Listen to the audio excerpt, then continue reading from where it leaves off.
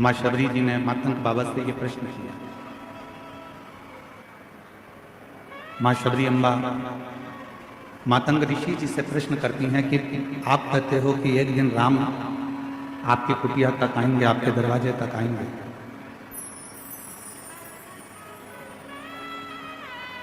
एक दिन परमात्मा आपके दरवाजे तक आएगा, तब आप कह रहे हो कि परमात्मा का दर्शन होगा, भगवान शबरी तुम्हारे दरवाजे तक आएगा, पर शबरी कह रही है कि मेरे दरवाजे पर भगवान आएगा तो मैं उसको पहचानूंगी कैसे?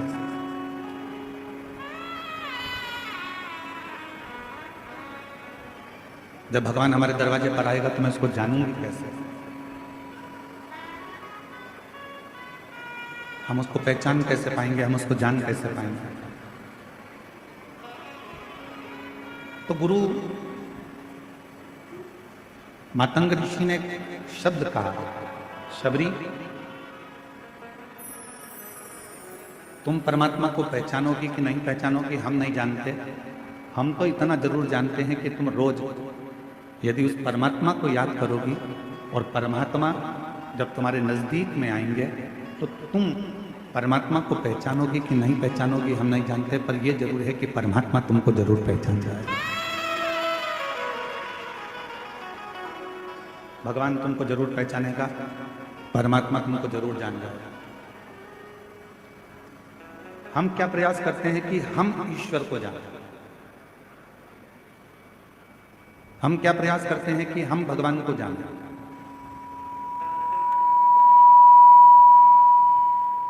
हम प्रयास करते हैं कि हम ईश्वर को पहचानने का प्रयास करें, हम ईश्वर को जानने का प्रयास करें, हम भगवान को जानने का प्रयास करें, हम शिव को जानने का प्रयास करें। पर शिव महापुराण की कथा कहती है कि आप भगवान का इतना भजन करो, आप भगवान की इतनी भक्ति करो, आप परमात्मा का इतना मंत्र जाप करो, आप परमात्मा का इतना मंत्र स्मरण करो, आप भगवान का इतना नाम जाप करो, इतना स्मरण करो कि आप भले ईश्वर को ना जान पाए पर ईश्वर आपको पहचान जाए कि ये मेरा भक्त है जो दिन रात मुझे पुकारता रहता है।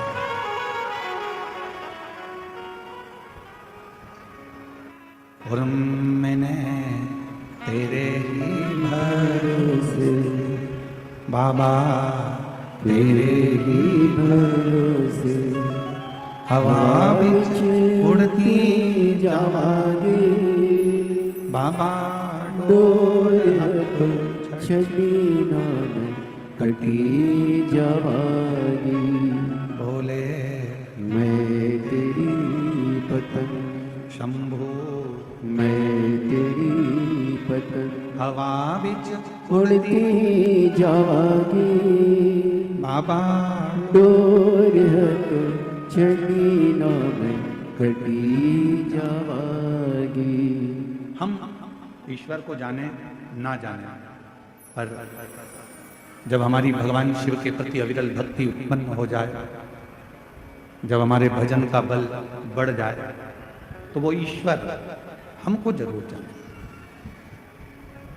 एक बड़ी सुंदर कथा आती है। यदि आप लोग द्वारका गए हो, द्वारकाधीश का यदि आपने सौराष्ट्र में जाकर दर्शन किया है, गुजरात में जाकर जब यदि आपने द्वारकाधीश का दर्शन किया है, तो वहां एक गोवत्स तीर्थ है।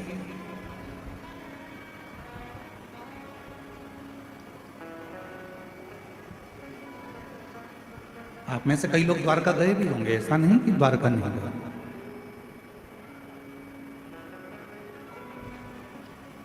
यदि आप लोगों में से कोई द्वारका गया होगा तो वो गोवत्स तीर्थ भी जरूर गया होगा। एक द्वारका के नजदीक में गोवत्स तीर्थ है।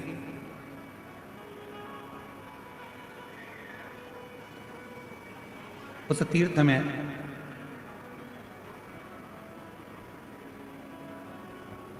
पूर्व में एक बलाहक नाम के राजा हुए, और बलाहक नाम के जो राजा थे, शत्रुओं का नाश करना दुष्टों को पछाड़ देना और अपने नगर में सब अच्छे कर्म करते रहना, सत्कर्म करते रहना।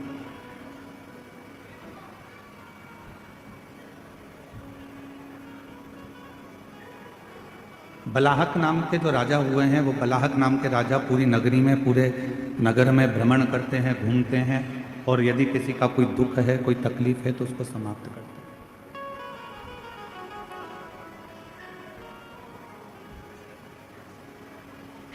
नित्य प्रति उनका एक कार्य है शिवालय जाना, शंकर जी के मंदिर में आराधना करना, साधना करना, भजन करना, कीर्तन करना, शिव मंदिर में जल की व्यवस्था करना।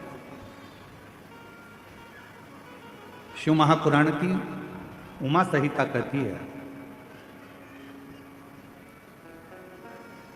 कि शंकर भगवान के मंदिर में अगर कोई जल की व्यवस्था भी कर देता है तो उस जीव को कभी किसी नरक में भटकना नहीं पड़ता, वो जीव का उद्धार स्वतः ही हो जाता है।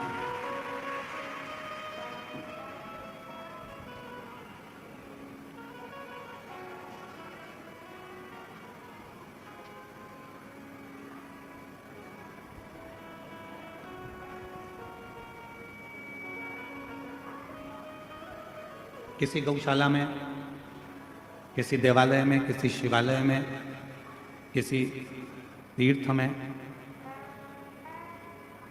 भूमि दान, अन्नदान, वस्त्रदान, मुद्रादान, स्वर्णदान, जितने जितने दुनिया के दान होते हैं, उस दान में एक सबसे बड़ा दान होता है जल का दान।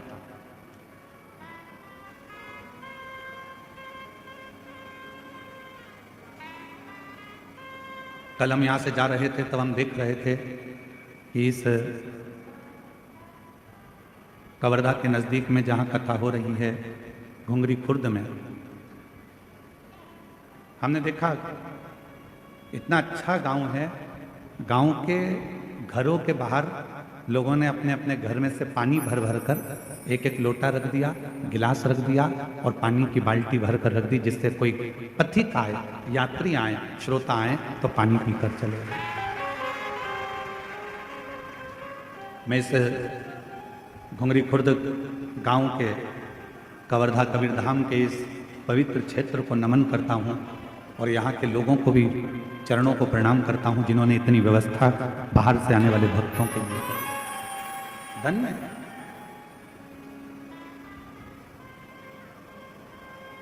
गौशाला में बहुत कुछ दान दिया चला, मंदिर में, देवालय में, शिवालय में बहुत कुछ दान दिया चला, और उसमें भी एक सबसे बड़ा दान है जल का दान।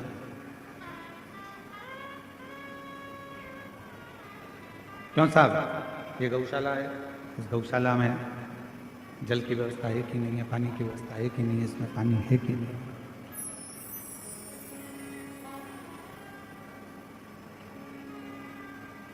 यहाँ पानी की व्यवस्था चल नहीं रहे हैं, यहाँ पानी की व्यवस्था है कि नहीं है, जल की व्यवस्था है कि नहीं? मूल है शंभु शंभु शंभु शंभु शंभु शंभु शंभु शंभु।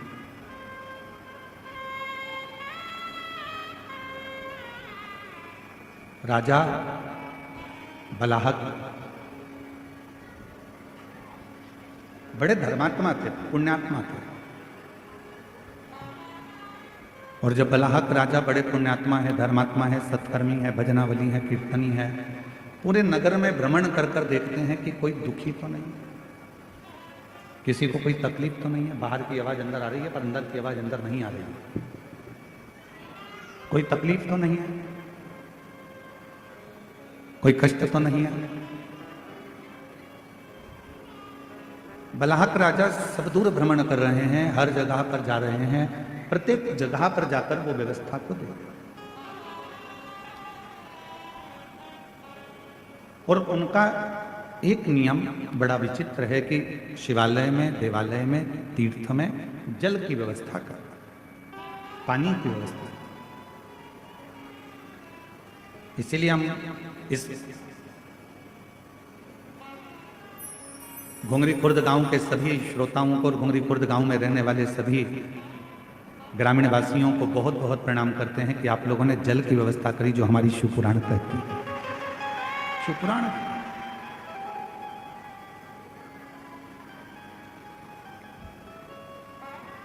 शिवालय में जल है नहीं है, तीर्थ में जल है नहीं है, वो जाकर राजा बलाहक देखते हैं। अब उन्होंने देखा कि यहां तो कोई जल है नहीं। किसी द्वारपाल से कहा कि इस शिवालय में जल नहीं है, तुम जाओ और जल लेकर आओ और वो जल इस शिवालय में तुम रखो। बलाहक राजा के शब्द सुनकर द्वारपाल गया तो सरी पर जल ढूंढता रहा एक वन क्षेत्र में, पर जल नहीं।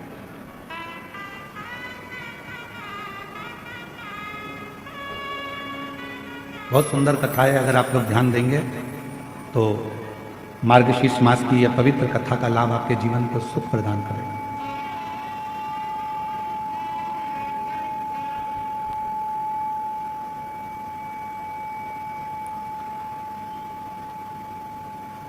और बलाहक राजा ने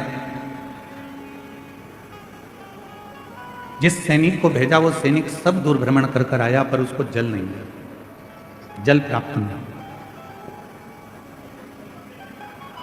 बलाहक राजा इंतजार कर रहे हैं कि पानी लेकर आता होगा, जल लेकर आता होगा, और वो जल में शिवालय में शंकर भगवान के इस पवित्र प्रांगण में वो जल रख।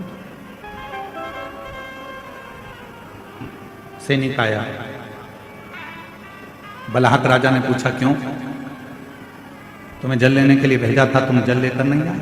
महाराज, पूरे जंगल में मैं घूम कर आया हूं, पूरा जंगल में देख कर आया हूं, पर कहीं पर भी मुझे जल प्राप्त नहीं हुआ।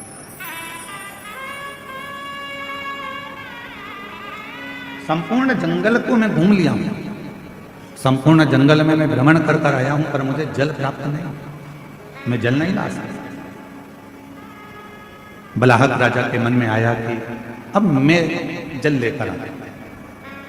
शिव का परम उपासक था, भगवान शंकर की आराधना करना, साधना करना, उपासना करना, भक्ति में डूबे रहना, ये उसका नियम था। गया बलाहक राजा, पूरे वन में, पूरे जंगल में जब बलाहक राजा भ्रमण कर लिया, घूम लिया, पर उसे जल नहीं मिला। आखिरी में उसकी आंखों में जल भर गए।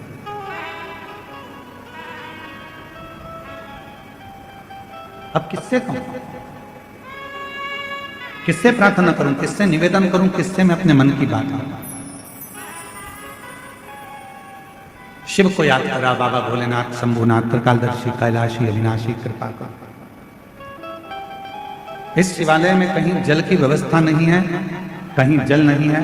आप कृपा करेंगे, आप करुणा करेंगे, आप दया करेंगे तो जल की व्यवस्था यहां होगा। आप कृपा करें। और तेरी कृपा का क्या है भरोसा, कब किस पर हो जाए, जरा सी हम पर कर दो, जरा सी हम पर कर दो। तेरी कृपा का क्या है भरोसा, कब किस पर हो जाए, जरा सी हम पर कर दो, जरा सी हम पर कर दो।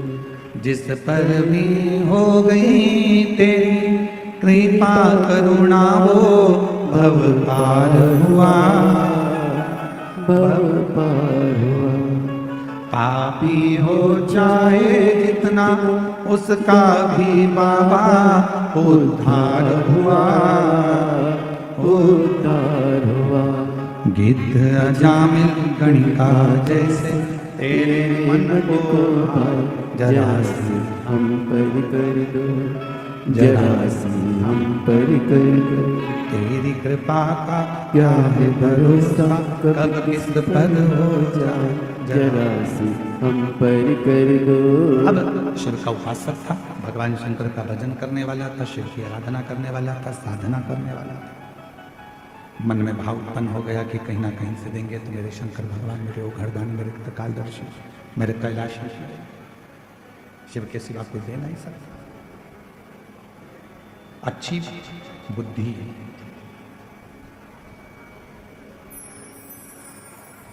अच्छी बुद्धि, अच्छा चित्त, अच्छा व्यापार, अच्छा व्यवहार, अच्छा परिवार बिना शिव की कृपा के किसी को मिल ही नहीं सकता। किसी को प्राप्त ही नहीं हो सकता।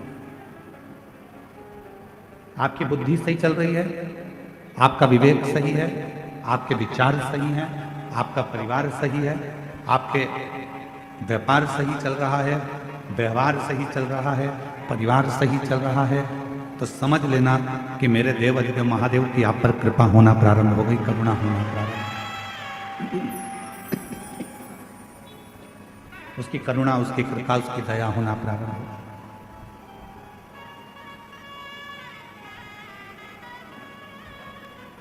राजा बलाहक के उसी समय पर राजा बलाहक की बुद्धि में एक बात आ गई। एक वृक्ष की छांव में बैठ गया और भगवान शिव जी से आराधना कर कर कहता है कि मैंने अभी तक आपके मंदिर में जो भी जल चढ़ाया हो, ऐसी कृपा कर दो कि उस जल का एक अंश, यदि मैंने आपके मंदिर में जल चढ़ाया है, मैंने आप पर शिव जी 1 लोटा जल रोज चढ़ाया है, तो उस जल का एक अंश इस शिवालय में, जो जंगल में है, वन में है, इस शिवालय में प्राप्त हो।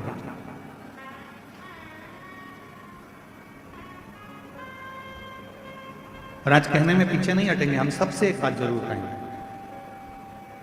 और करा रहे हो, कुआं खोद रहे हो, बावड़ी बना रहे हो, तालाब खोद रहे हो, या बोरिंग मशीन लगा रहे हो और तुम्हें लग रहा है कि यहाँ पानी नहीं आएगा, यहाँ तो पानी बहुत नीचे है, प्राप्त नहीं होगा, तो प्रयास करो।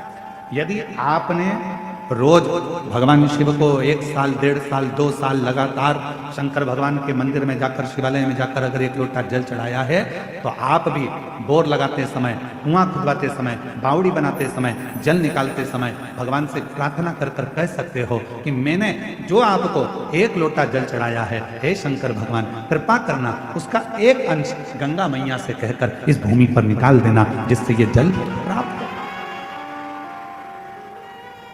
ये जल प्राप्त हो। ऐसी कृपा करो, ऐसी करुणा करो, ऐसी दया करो। आप करुणा करेंगे, आप कृपा करेंगे, आप दया करेंगे तो सब कुछ हो सकता है। आप कृपा करो, आप दया करो, आप करो।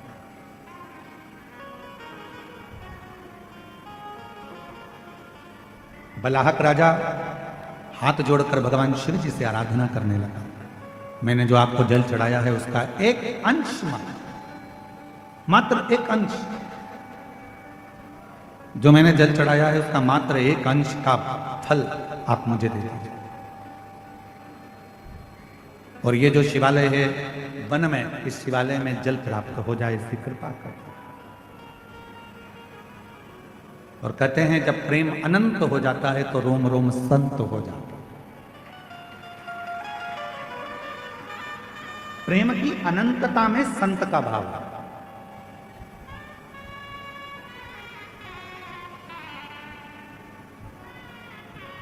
हम श्री गणेश प्रसाद तिवारी जी को साधुवाद देंगे, उनकी धर्म पत्नी श्रीमती नेहा तिवारी जी को भी साधुवाद देंगे और उनके बेटे आशीष तिवारी को भी साधुवाद देंगे। कितने लोग कवर्धा में रहते होंगे, कितने बड़े बड़े सेठ रहते होंगे, कितने बड़े बड़े धनपति करोड़पति रहते होंगे, पर हर वर्ष, साल 2 साल में, प्रति वर्ष दुनिया के लोग किटी पार्टी में, शॉपिंग में, पार्टी मनाने में, शादी की सालगिरह में दुनिया का खर्चा करते हैं। पर मैं गणेश तिवारी जी को, गणेश प्रसाद तिवारी जी को और उनके परिवार को धन्यवाद देता हूं कि कम से कम साल भर, 2 साल में आप एक यज्ञ अनुष्ठान, कथा, सत्संग कराकर ना जाने कितने जीवों का कल्याण कर देते हैं।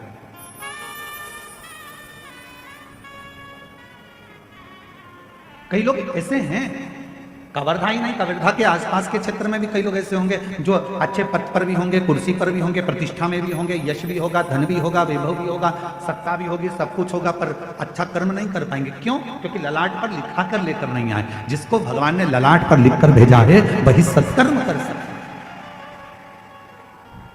वही श्रेष्ठ कर्म कर सकता है।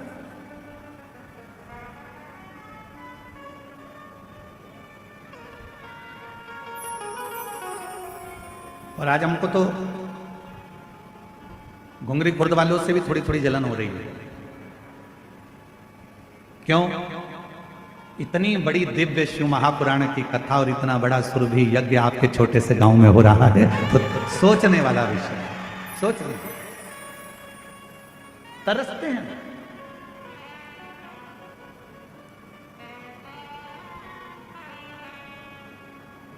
कई कवर्धा वाले तो सोच में पड़े होंगे, कहां जा रहे होते?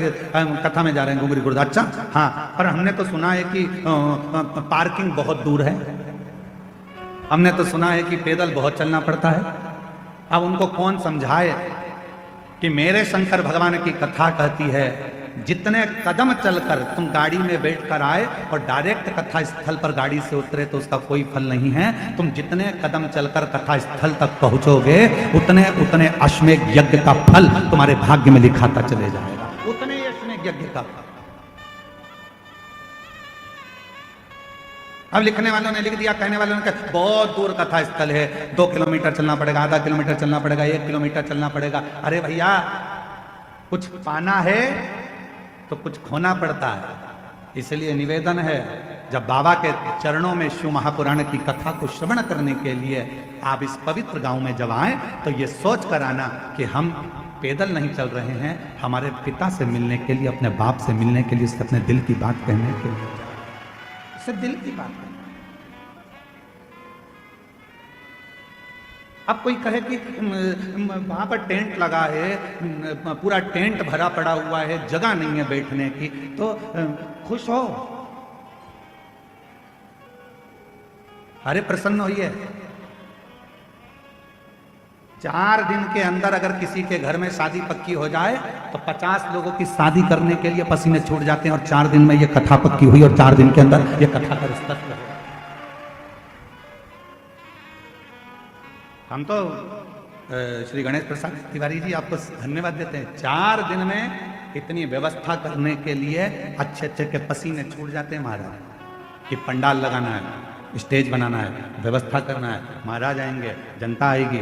और साथ में मैं गणेश प्रसाद तिवारी जी आपको धन्यवाद देता हूं कि आपके यहाँ के कलेक्टर महोदय को, यहाँ के एसपी महोदय को, यहाँ के एसएसपी, आईजी, कमिश्नर और यहाँ के तहसीलदार, यहाँ के टीआई, यहाँ के एक एक जितने पुलिस ऑफिसर हैं, मैं सबको साधुवाद देता हूँ। यहाँ के एसडीएम हो, चाहे कोई भी पदाधिकारीगण हो, जिन्होंने इतने कम समय में इतनी सुंदर व्यवस्था जमाई है, उसके लिए पूरी प्रशासन को साधुवाद, पूरी प्रशासन। सहज है क्या शिव पुराण की कथा? आज तो कथा का दूसरा दिन है और बाउंड्री पार्क गेंद है। चौथे और 5वें दिन तेरा क्या होगा रे कालिया? समझना, जानना पड़ेगा। सरल नहीं है शिव भक्ति। थोड़ा तपना पड़ेगा, साधना पड़ेगा, स्मरण करना पड़ेगा, उसके चरणों में बैठना पड़ेगा, उसके सामने जाकर उसके पंडाल में बैठकर जब हम उससे अपने दिल की बात कहेंगे तो वो सुने। सरल।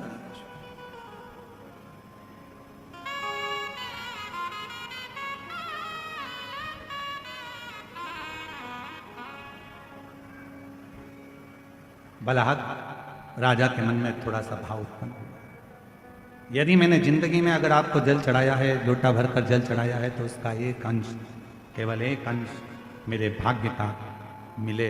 और जो वन में शिवालय है, उस शिवालय में उस जल का भाग प्राप्त हो, उस शिवालय में भी प्रकाश हो, उस शिवालय में भी जल आए, ऐसी कृपा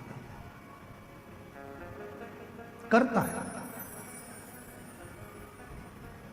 कपट के विहीन, छल के विहीन, लोभ के विहीन, प्रपंच के विहीन, जब हम बिना कपट के, बिना छल के, बिना प्रपंच के, बिना दिखावे के, बिना लोभ के, बिना लालच के जब हम भगवान की आराधना करते हैं तो परमात्मा उसका फल दिए बिना रहता नहीं है, उसका फल देता है।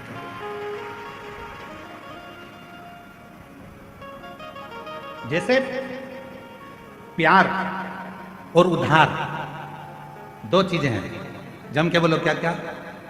जम के बोलो। पहले नंबर पर प्यार। प्यार भी हर किसी को नहीं दिया जाता और उधार भी हर किसी को नहीं दिया जाता।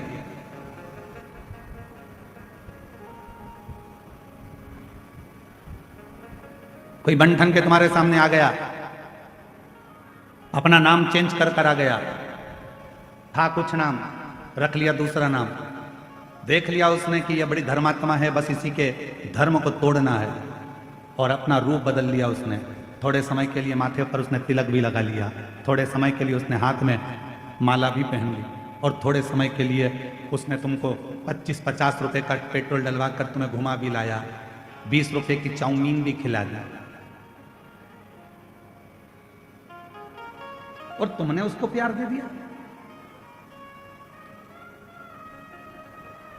प्यार और उधार हर किसी को नहीं दिया जाता। आप में से कितने लोग हैं कि रायपुर से कोई व्यक्ति तुम्हारे पास में आया और तुमने कहा भैया जरा मुझे 5 लाख की जरूरत है, दे देना, जरा दे दोगे क्या? जम के बोलो जरा, नहीं दोगे। मान लो कवर्धा से ही कोई तुम्हारे घुंगरी खुर्द में आ गया और घुंगरी खुर्द में आकर कोई बोले कि लाओ जरा मुझे 3 लाख की जरूरत है, दे दो, तो तुम कहोगे तुम कौन हो भैया जो हमसे 3 लाख लेने आए हो, हम तो तुम्हें पहचानते ही नहीं है, काहे का 3 लाख? और तुम घुंगरी खुर्द के ग्रामवासी अगर पहुंच जाएं बिलासपुर, और बिलासपुर में जाकर किसी से कहें भैया ए भैया मुझको 2 लाख रुपए की जरूरत है, दे दो, कोई उधार देगा? जम के बोलो जरा।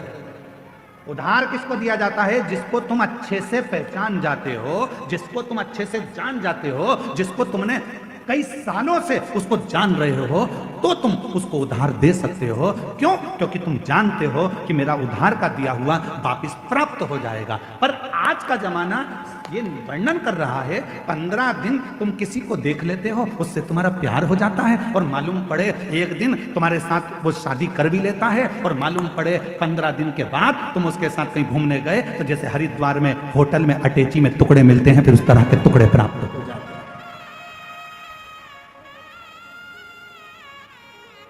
उधार देने से पहले हमने देखा कि कितना समय पुराना है, कौन है, हम इसको इतने साल से जानते हैं, हम इतने साल से पहचानते हैं, तब हमने उसको उधार दिया कि हमारा उधार प्राप्त हो जाएगा। उधार भी 50 बार सोच कर दिया जाता है, और प्यार भी 50 बार सोच कर दिया जाता है। ये हर किसी को नहीं दिया जाता जो तुम्हारे टुकड़े कर कर कहीं फ्रिज में भर देता। हर किसी के लिए उधार भी नहीं है, हर किसी के लिए प्यार भी है। सोचिए, विचारिए।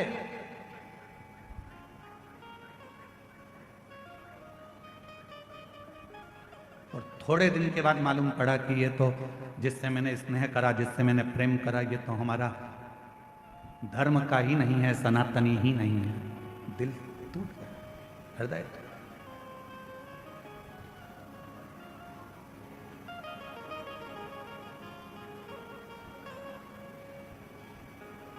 आपको मालूम है छत्तीसगढ़ की भूमि, छत्तीसगढ़ की धरा, छत्तीसगढ़िया महतारी कैसी है?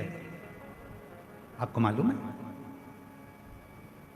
पूरी दुनिया में कोई ऐसा प्रदेश बता दो जिस प्रदेश को माता के नाम से पुकारा जाता है, महतारी के नाम से पुकारा जाता है। पूरी दुनिया में कोई ऐसा प्रदेश नहीं है जिसको महतारी कहा गया हो, पूरी दुनिया में ऐसा कोई प्रदेश नहीं है जिसको माता कहा गया हो, पूरी दुनिया में कोई ऐसा प्रदेश नहीं है जिसको मां का संबोधन दिया गया हो। पूरी दुनिया में केवल एक छत्तीसगढ़ महतारी है जिसको माता का संबोधन दिया गया, जिसको माता का संबोधन दिया। क्यों? क्योंकि माता का स्वभाव क्या होता है? माता का स्वभाव क्या है? मां का स्वभाव क्या है? मां का क्या स्वभाव होता है? उसके अगर 4 बेटे हैं तो उसके लिए चारों बेटे बराबर होते हैं। माँ का स्वभाव ये होता है कि माँ अपने चारों बच्चों को बराबर का दूध पिलाती है, माँ अपने चारों बच्चों को बराबर का प्रेम करती है, माँ अपने चारों बच्चों को सम रखती है। इसलिए छत्तीसगढ़िया महतारी, छत्तीसगढ़ ये जो माँ है, छत्तीसगढ़ की पवित्र भूमि, यहाँ पर ब्राह्मण हो, क्षत्रिय हो, वैश्य हो, शूद्र हो, ये चारों उस माँ की औलाद हैं, और चारों को प्रेम मेरी माँ हमेशा करती है। यहां जो आया, छत्तीसगढ़ की भूमि पर जो आया, मेरी माता ने उसको प्रेम दिया, मेरी माता ने उसको स्नेह दिया।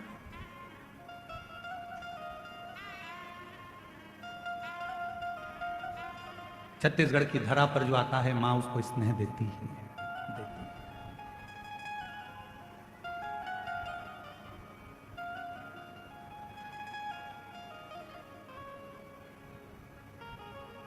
यहाँ बड़े से बड़ा राजनेता भी आएगा तो एक पल आकर जरूर कहेगा कि हमको जो मिला छत्तीसगढ़ की भूमि से मिला।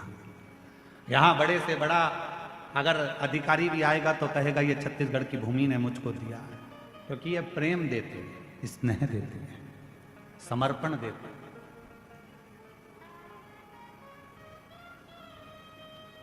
स्नेह की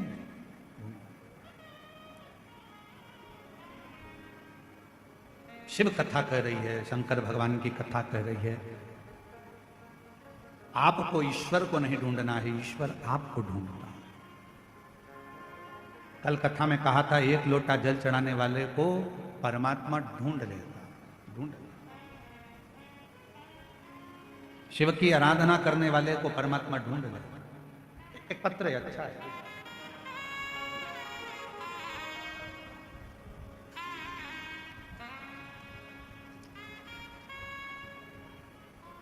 मेरा नाम उषा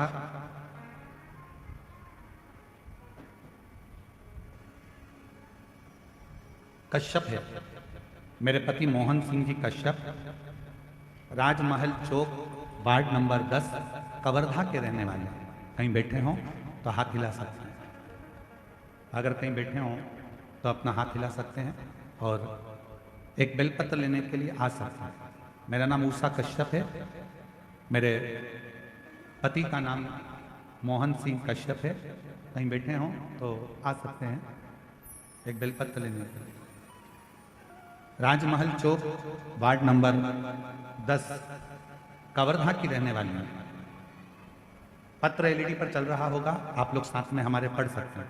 गुरुदेव, एक लोटे जल रुद्राक्ष की महिमा और पशुपति व्रत का वर्णन करना चाहते हैं। मेरा बेटा 4.5 साल तक नहीं बोल पाता था, ना ही समझ पाता था। गुरुदेव, उसको डॉक्टरों को भी दिखाया पर वो ना बोल पाता ना समझ पाता। 4.5 साल का हो गया गुरुदेव, ना वो बोल पाया ना समझ पाया। डॉक्टर कहते थे उसकी बुद्धि भी इतनी कार्य नहीं कर रही। तब आपकी कथा अप्रैल 2022 से मैं जुड़ी हूँ, आपकी कथा सुनती हूँ, मंदिर जाती हूँ, एक लोटा जल चढ़ाती हूँ। फरवरी 2023 में रुद्राक्ष महोत्सव में मेरे पति सीहोर गए, वहां से रुद्राक्ष लाए। रुद्राक्ष को तांबे के लोटे में डुबाती, शिव जी को चढ़ाती, चढ़े हुए जल को बेटे को पिलाती। 3 बार अपने बेटे के लिए पशुपति व्रत किए। गुरुदेव, आज मेरा बाबा ने ऐसी कृपा करी कि मेरा बेटा बोलता भी है, समझता भी है, अब स्कूल जाना भी चालू कर दिया है। बाबा की कृपा से अब वो स्वयं भी मंदिर जाता है, सफाई कर, स्वयं भी मंदिर सफाई कर। ये शिव की कृपा, शंकर की कृपा, शिव की। एक लाइन अच्छी लिखी आप और हम गुनगुनाते हैं, आप लोग भी पढ़िए, साथ में बोलिए। खाली न जाता कोई दर से तुम्हारे, खाली न जाता कोई दर से तुम्हारे। मैं भी खड़ी हूँ नन्ही बाहें पसारे, अपने हृदय लगा लो, लगा लो। गिरा जा रहा हूँ, उठा उठा भोले अपने दर से अब तो न टालो, गिरी जा रही हूँ, उठा उठा।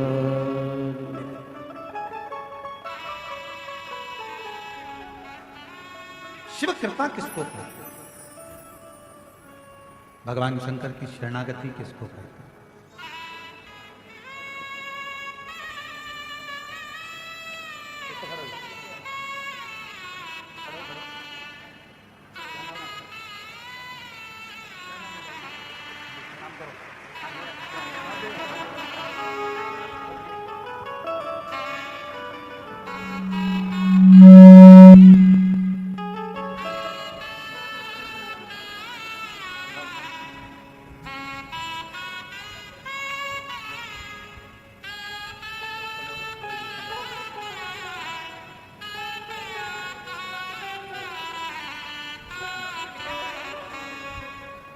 बोलता भी है, समझता भी है और शिव कृपा से अब चलना फिरना सब उसका चालू। एक बार जोरदार ताली बजाकर साथ। हर हर महा शिव कृपा शंभु की उदार। जितना भरोसा, जितना विश्वास, जितनी दृढ़ता आपके भीतर होती है, उतना परमात्मा आपके करीब में, परमात्मा उतना आपके नजदीक में होता है। शिव को ढूंढने के लिए जाने की जरूरत नहीं है, शिव आपको ढूंढता है। आपका भरोसा कितना दृढ़ है, यह आपके ऊपर निर्भर करता है। आपका विश्वास कितना दृढ़ है, यह आपके ऊपर निर्भर करता है। महाराज बलाहक नाम के राजा ने हाथ जोड़कर निवेदन करा और शिव जी ने गंगा की एक धार उस शिवालय में वन क्षेत्र में दी।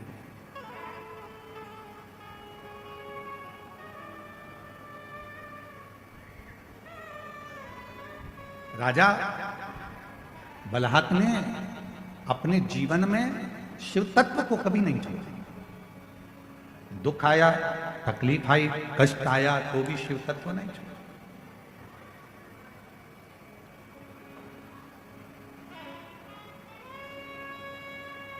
जरूरी नहीं कि सारा समय एक जैसा चले। बहुत तेज गाड़ी चला रहे हो तो भी आगे आगे लिखा रहता है गति अवरोधक। गति अवरोधक मतलब इसको देखकर थोड़ा सा अपनी गाड़ी को स्लो कर लीजिए, धीमा कर लीजिए।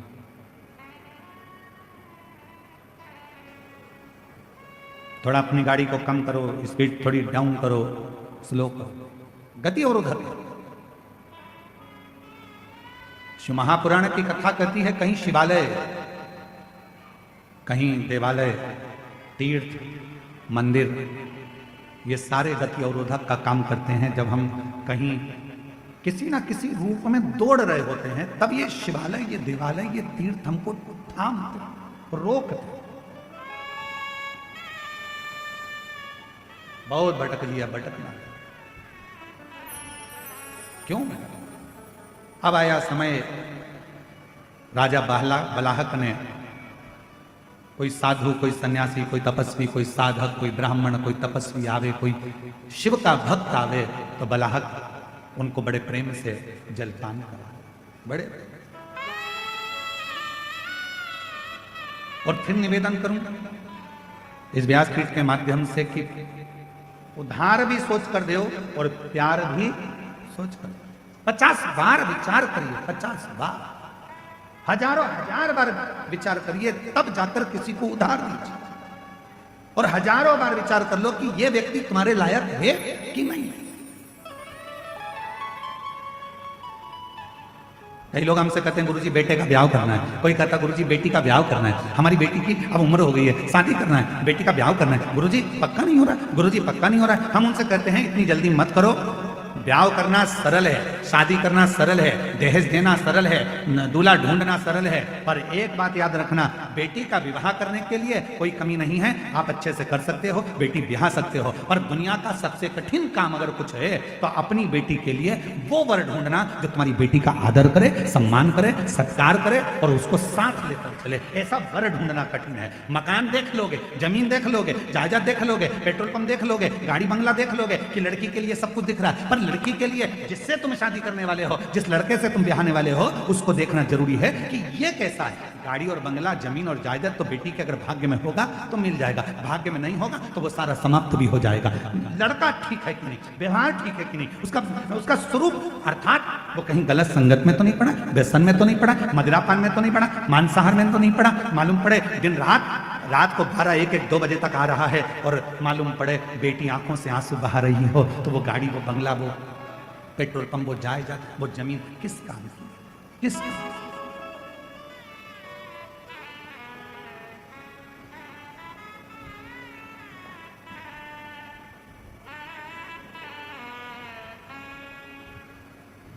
बलहक राजा ने विचार किया,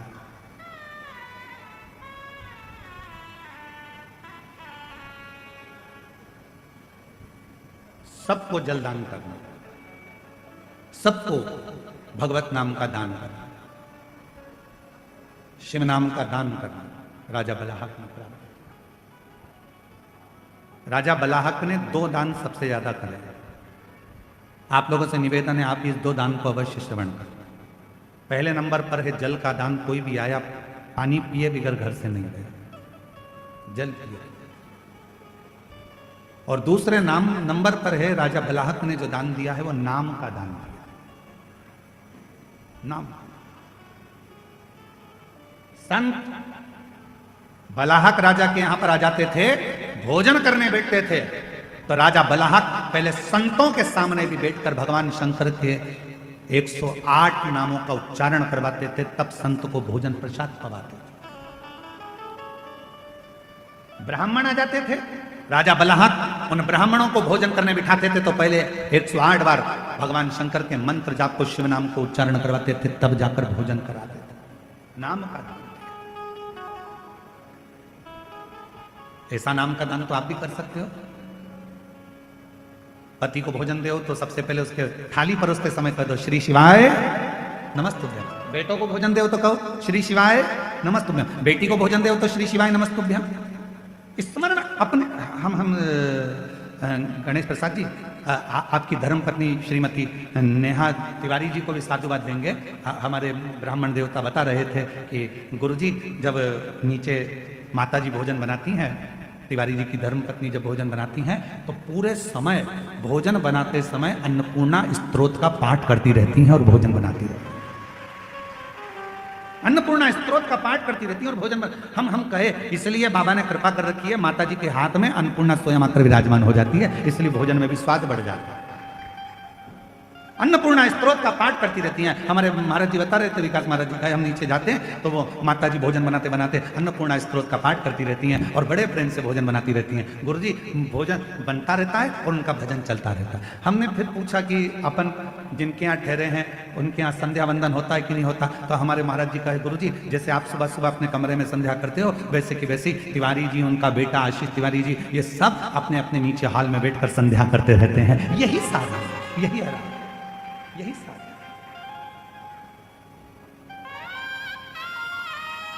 इसी को साधना।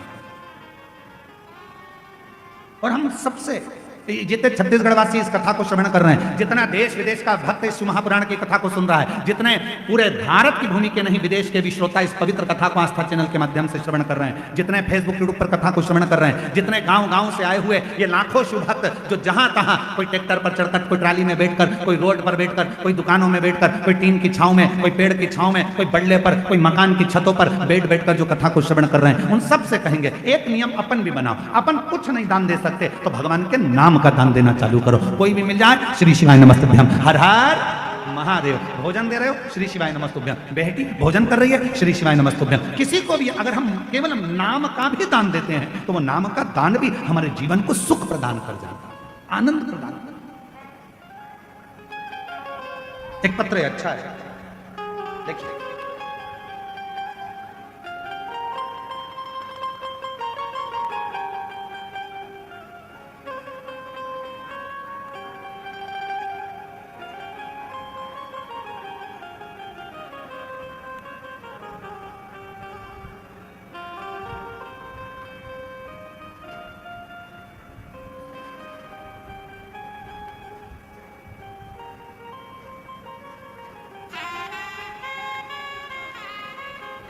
मैं श्वेता ठाकुर, पति श्री दिनेश सिंह ठाकुर, शंकर नगर कवर्धा की निवासी हूँ।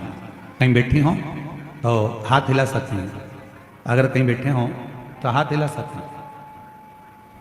मैं श्वेता ठाकुर, पति श्री दिनेश सिंह ठाकुर, शंकर नगर कवर्धा की निवासी हूँ। कहीं बैठे हों तो हाथ हिला सकते हैं। आ जाइए, दिख गया हुआ, आ जाओ आ जाओ। बेलपत्र लेकर जाना, आ जाइए। गुरुजी, मैं बाबा की महिमा का वर्णन करना चाहती हूँ। मेरा भाई नरेश सिंह ठाकुर तखतपुर जिला बिलासपुर का निवासी है। उसने 14 साल की उम्र से ही घर की जिम्मेदारी संभाली है, परंतु सन 2020 से उसके काम में बरकत नहीं थी। घाटे पर घाटा, काम चलता नहीं, हफ्ते महीने सब बंद हो गए, कर्जा इतना बढ़ गया कि खाने के लाले पड़ गए, कुछ नहीं पड़ा। गुरुदेव, सभी परेशानियां उसकी जिंदगी में आ गई। तथा किसी ने कहा कि शिव महापुराण की कथा सुनो, सियोर वाला महाराज बाजता है, पंडाल में अगर मौका मिल जाए तो एक बार सुनने का प्रयास करो। गुरुदेव समझ नहीं आया क्या करें। फिर एक दिन अचानक से आस्था चैनल पर आपकी कथा सुनकर आपने जो नियम बताया वह सभी करना प्रारंभ किया। भाई और बहू दोनों ने पशुपतिनाथ का व्रत किया। ग्राम कोकड़ी में हमें कथा श्रवण करने का सौभाग्य प्राप्त हुआ।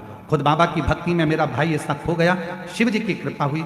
वहां से हमने एक पुस्तक खरीद ली। पुस्तक में आपके उपाय लिखे हुए थे, उस उपाय को करना प्रारंभ करा। शिव जी के मंदिर जाते, एक लोटा जल चढ़ाना, बाबा की भक्ति करना। आप कहते हो श्री शिवाय नमस्तुभ्यम अपने घर के दरवाजे पर लिख दो, हमने वैसा ही करा।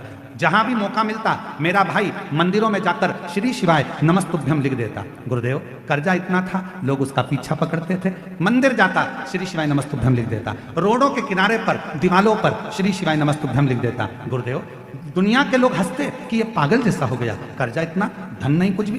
तब भी मेरे भाई को हिम्मत नहीं हारी और वो श्री शिवाय नमस्तुभ्यम का जाप करता रहा, मंत्र देता रहा। आज बाबा की कृपा से गुरुदेव बाबा ने ऐसी कृपा करी, समय तो ऐसा आ गया तक कि खेत बिक जाए, मकान बिक जाए, सब कुछ बिकने की कगार पर आ गया था। पर हमें नहीं मालूम था कि श्री शिवाय नमस्तुभ्यम जो लिखा जाता है, पशुपति व्रत जो किया जाता है, बाबा की कृपा कैसी होती है। गुरुदेव समझ में अब आया। श्री शिवाय नमस्तुभ्यम जगह जगह लिखता रहा और आज बाबा की कृपा से उसका काम पुनः प्रारंभ हो गया और बाबा ने उसको ओम टीवीएस शोरूम खुलवा दिया। बाबा की कृपा से उसका खुद का शोरूम हो गया, उसकी खुद की गाड़ी हो गई और बाबा की कृपा से जो जमीन बिक रही थी वो बच गई, मकान बिक रहा था वो बच गया और बाबा की कृपा से इतना कामकाज हो गया कि बाबा ने उसका हाथ पकड़ लिया। केवल एक श्री शिवाय नमस्तुभ्यम मंत्र का जाप,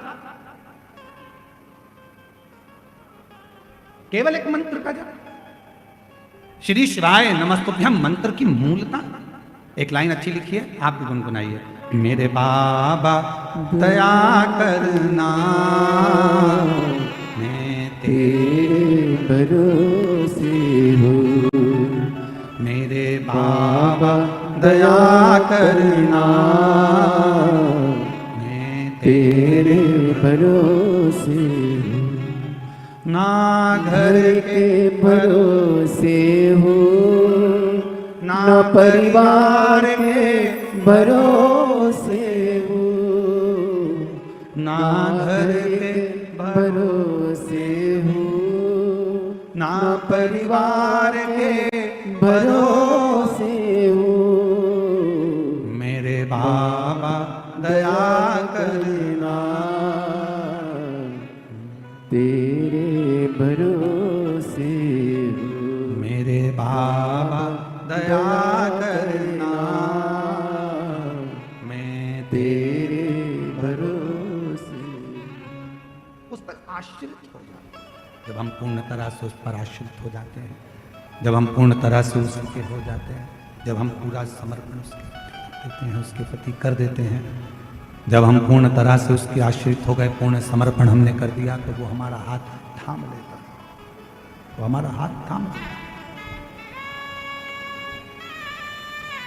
कुछ मत करिए, नाम देना प्रारंभ कर दो, नाम का दान करना प्रारंभ कर दो। किसी से भी मिलो तो मुख से बोलना प्रारंभ कर दो, श्री शिवाय नमस्ते। फोन उठाओ तो हेलो हाय छोड़िए, श्री शिवाय नमस्तुभ्यम बोलिए। पत्र लिखो तो उसमें पहला अक्षर श्री शिवाय नमस्ते। गुड मॉर्निंग लिखो तो उसमें सबसे पहला अक्षर श्री शिवाय नमस्ते। गुड नाइट लिखो तो उसमें पहला अक्षर श्री शिवाय नमस्ते। नाम दान दीजिए, नाम दान दो। इससे बड़ा क्या दान हो सकता है? क्या दान होगा इससे? श्री शिवाय नमस्तुभ्यं, श्री शिवाय नमस्तुभ्यं, श्री शिवाय नमस्तुभ्यं, श्री शिवाय नमस्तुभ्यं, श्री शिवाय नमस्तुभ्यं, श्री शिवाय नमस्तुभ्यं। नाम का दान देना प्रारंभ, बहुत फलित है। राजा बलहक ने नाम का दान दिया। ब्राह्मण भोजन करने बैठे हैं, थाली लग चुकी है और राजा बलहक हाथ जोड़कर खड़े हो गए, जब तक आप 108 बार नाम ना लें भगवान का तब तक भोजन ग्रहण ना करें। आप संत हो, साधु हो, ब्राह्मण हो, तपस्वी हो, पहले 108 बार मुख से भगवान का नाम लीजिए तब भोजन ग्रहण करें। भोजन ग्रहण करें। इतने प्रसन्न भगवान शंकर हो गए कि एक बार शिव जी ने परीक्षा ली बलहक।